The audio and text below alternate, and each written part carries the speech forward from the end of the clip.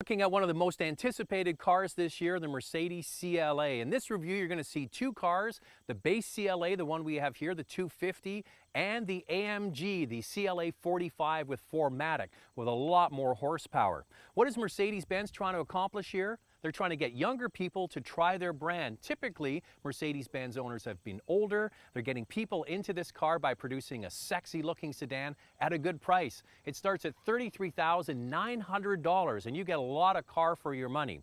How can you spot the difference between the base CLA and the AMG? The first thing you'll notice is the front grille. The grille on this car is black. The AMG one has the chrome grille and a deeper front chin spoiler. Now, this particular model I'm standing in front of is the base model with one exception. It has the sport wheels that go from 17 to 18 inches. Great looking stance on this car. It looks low. It's a low slung roofline. They call it the coupe sedan, and it first was introduced in the CLS years ago, and they've copied that style and brought it down to a more affordable price. Around the back, you get the exhaust chrome tips on the back. If you get the AMG version, you get the 4 chrome tips. So a fantastic starting price, just at $34,000, and you get a lot of content as well.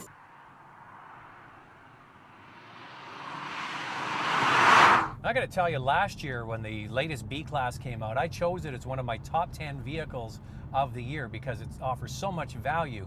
And the reasons I chose that were because of the engine. First and foremost, it's got a 2-liter direct injection turbocharged engine. That's all the latest technology with 208 horsepower. Same engine that's in this CLA 250. And it's mated to a 7-speed dual clutch automatic transmission. That's basically a manual transmission, automatically controlled. That's all high-tech stuff. But what you get with the CLA is you get the lower feel to the car. You definitely feel like you're sitting lower than the B-Class. And every single CLA that comes into Canada is equipped with a standard sport suspension. Now, the sport package that you get is not really going to do anything other than get you bigger 18-inch wheels. It's more of an appearance package for $1,600. So this car feels planted, and you have the option on the dashboard to switch from manual shifters for the paddle shifters, sport, which is the one I like to use most of the time, and this car, when you kick it, the 208 horsepower, it delivers. I'm really surprised also by how refined it feels on the highway. Very planted and a lot of fun to drive. Impressed. Very impressed, but I'm going to be, I think, even more impressed when I drive the AMG version with over 350 horsepower.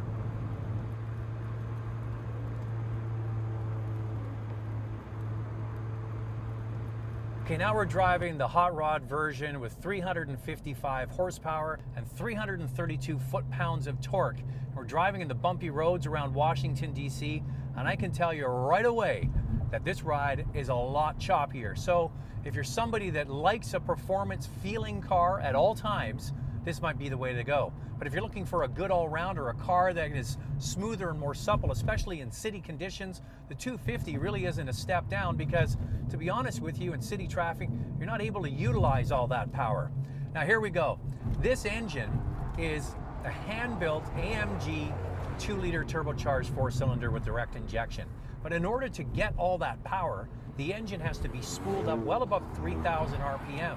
And you're not utilizing that at all times. So when you want that power, you've got to put your foot into the throttle, wait for the transmission to gear down or do it manually, and then the car will take off. Not saying I'm not enjoying this. It does have a very dialed in performance feel, but the 250 might just be the better all-rounder.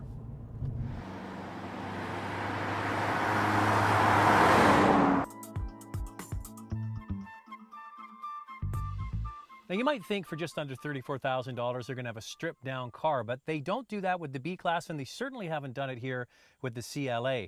This car comes very nicely equipped. You get the 5.7-inch screen, you get the paddle shifters on the steering wheel, and you get 12-way power seats not only for the driver but for the passenger as well. And this particular model has only 2 options on it. For $480 you get the backup camera, and they've equipped it with 18-inch wheels just so when we take pictures of it, it looks good.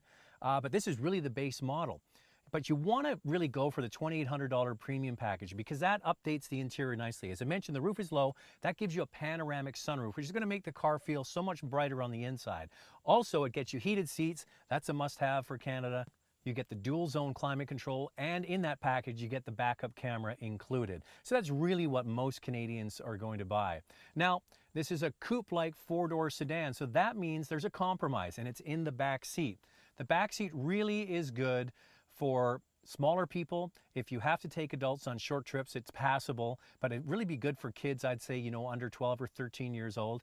This really is a car for a couple, a professional couple that they're going to have in the city. If you do need a family vehicle and you like a Mercedes-Benz, the cheaper B-Class is the way to go. It's got the same drive system, but you get a conventional upright back seat and a hatchback. Now, speaking of cargo space, this car actually has a pretty good sized trunk. It's long and it's wide, but it is a little bit shallower. Surprisingly, you can get a lot of stuff back there. I might surprise you by saying this, but of the two cars, the CLA 250 and the 45 AMG, I think I might go for the 250. Sure, this car's got all the power, 355 horsepower, but it's peaky horsepower, which is very common with turbocharged four-cylinder engines. Now, they've mitigated that nicely by putting in the 4MATIC all-wheel drive system, but you're going to be able to get the 4MATIC in the 250 partway through 2014. The 208 horsepower in the base model, I think, is a really nice complement to this vehicle. Just enough get up and go to get you away from traffic lights and pass on the highway with ease, but it smooths out this car. It's less choppy, the suspension isn't as dialed in, and the throttle isn't as sensitive. Both cars are fantastic, both are great value, and this is really going to bring in a whole new buyer to the Mercedes brand.